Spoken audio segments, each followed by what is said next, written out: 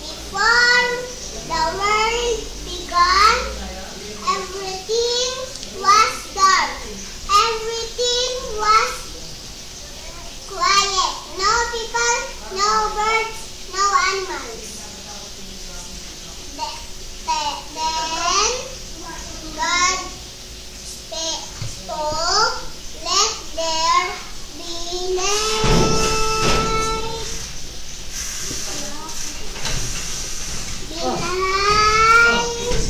Let there be light, and the light come.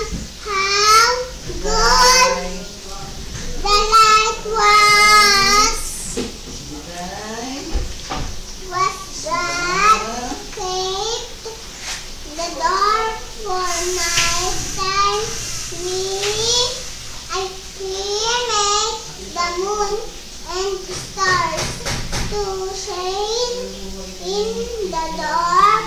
That was good too. God sighed.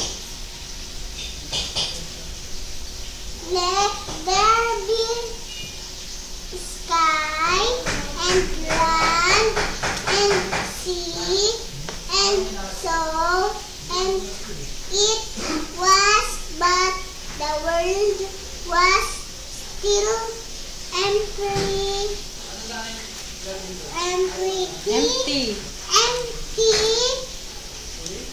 and quiet.